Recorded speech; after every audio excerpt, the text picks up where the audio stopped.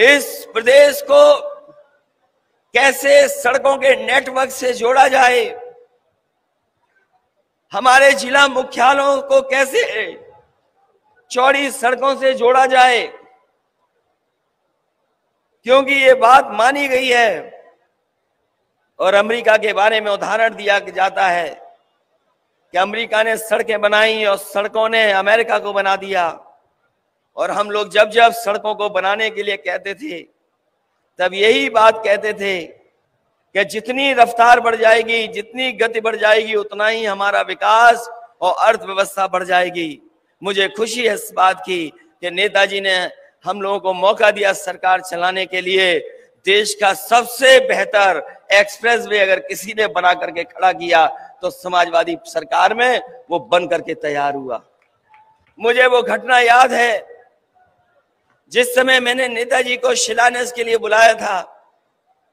उस समय पूरे के पूरे हमारे प्रेस के लोग मौजूद थे, पूरा कार्यक्रम लाइव था।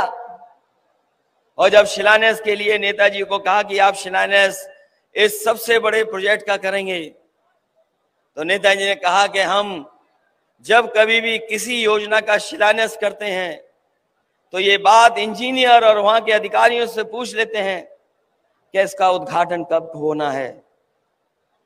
उन्होंने पूछा कि उद्घाटन कब होगा। हम लोगों ने कहा ये 36 महीने में बन करके तैयार हो जाएगा। नेताजी ने हिसाब किताब लगाया और हिसाब किताब लगा करके कहा कि अगर 36 महीने में बनेगा तो हो सकता है सरकार हमारी ना हो, उद्घाटन हम लोग ना कर पाए। इसलिए नेताजी ने वहीं कहा कि इस हाईवे को कम से कम ऐसा जल्दी बना दो जिससे उद्घाटन करने का मौका हम लोगों को मिल जाए। उस समय देश की जो बड़ी बड़ी कंपनियां थी, उनके जो वरिष्ठ अधिकारी थे, उनसे मैंने पूछा कि क्या आप इस प्रोजेक्ट को कम समय में बना सकते हैं, क्योंकि नेताजी चाहते हैं कि उद्घाटन हो जाए और उद्घाटन की तारीख भी तय हो जाए। उन्होंने कहा कि अगर सरकार और मुख्यमंत्री सहयोग कर देंगे तो ये सड़क कम समय में बन करके तैयार हो जाएगी। मैंने उसी समय उनसे कहा क्या आप किसी तरह का कानूनी सहयोग चाहोगे, हम लोग करेंगे। और मुझे खुशी है इस बात की कि देश का ग्रीनफील्ड 6 लेन एक्सपेंडेबल टू 8 लेन और देश का सबसे बड़ा एक्सप्रेसवे नेताजी की वजह से 21 महीने में बन करके तैयार हो गया। और जब उद्घाटन हुआ था तो आपको याद होगा देश के सबसे बेहतरीन लड़ाकू विमान उसी सड़क पर उतारने का काम समाजवादियों ने कर करके दिखाया था। चाहे वो सुकोई हो, मिराज हो और बाद में हरकुलिस उसी सड़क पर उतरा था। और जिस दिन नेताजी का जन्मदिन था, आप में से बहुत सारे लोग रहे होंगे, वो जानते होंगे कि उनके जन्मदिन के दिन आगरा लखनऊ एक्सप्रेसवे को उद्घाटन करने का काम समाजवादियों ने किया था। वो एक्सप्रेसवे केवल सड़क नहीं है, उसमें किसानों को सुविधा मिले, मंडियां बनाने का फैसला था।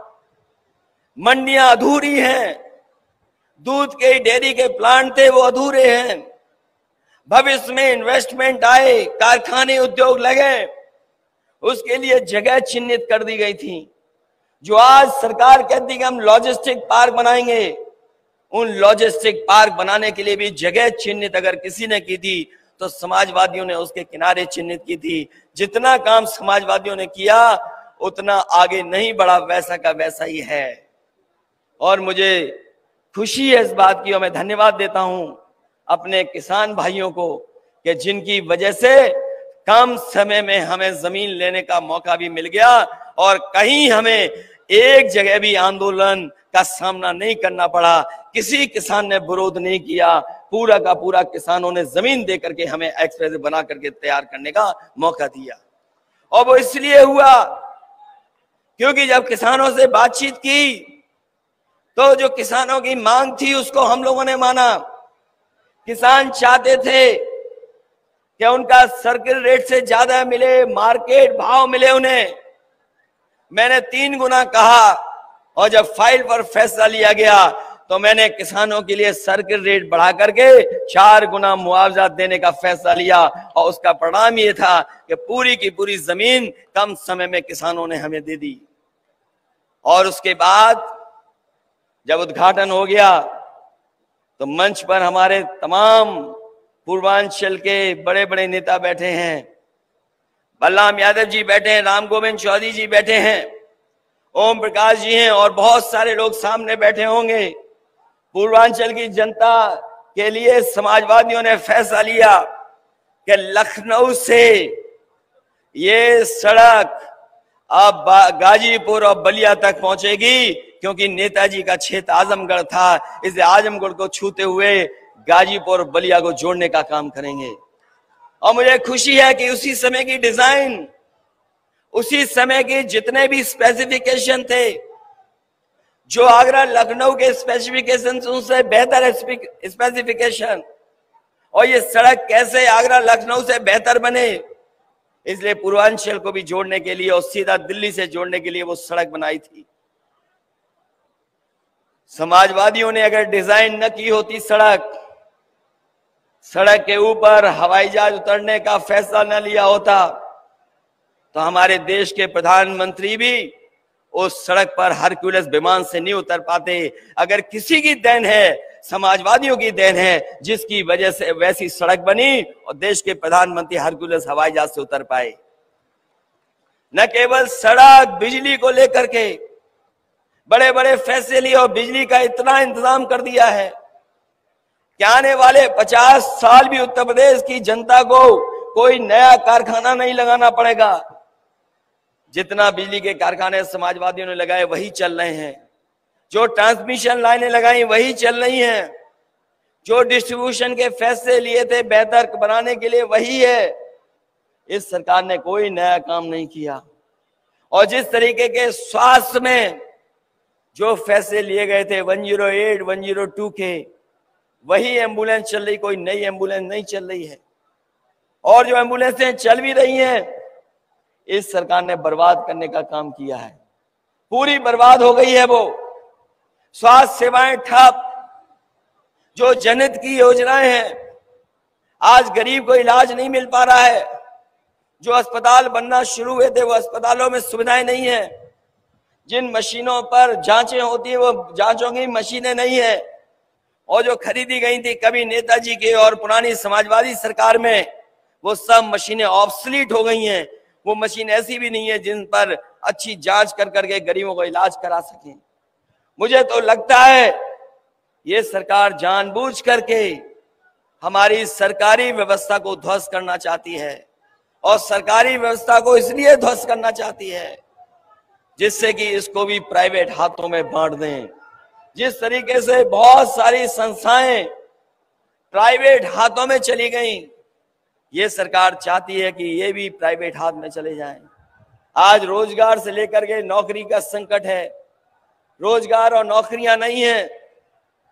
नौकरियों का जहां तक सवाल है, जो हमें संविधान में अधिकार और संविधान में जो हमें अधिकार मिले हैं, उन अधिकारों को छेड़छाड़ कर करके जानबूझ करके सरकार हमारे बहुजन समाज को पीछे छोड़ना चाहती है। नौकरियां नहीं, रोजगार नहीं, और प्रदेश और देश को किस दिशा में ले जा रहे हैं। इसलिए आज जब प्रतिनिधि आए हैं, मैं आप सब लोगों का स्वागत करता हूं, बधाई देता हूं इस कार्यक्रम के लिए। आपने जो सदस्यता का कार्यक्रम चलाया उसके लिए भी बधाई। समय समय पर आंदोलन को लेकर के और पार्टी ने जो कार्यक्रम दिए उनको चलाने का जो काम किया है आपने, उसके लिए मैं आपको धन्यवाद देता हूं।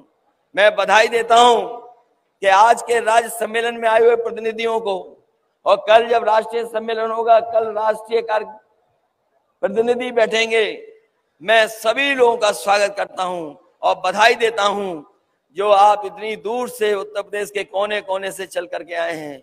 ये प्रदेश है जो न केवल उत्तर प्रदेश की राजनीति को बदलेगा, बल्कि समय आने में देश की राजनीति को भी बदलने का काम इसी प्रदेश की जनता करेगी। और जब देश की राजनीति बदले तो हम समाजवादियों की भूमिका अलग से दिखाई दे।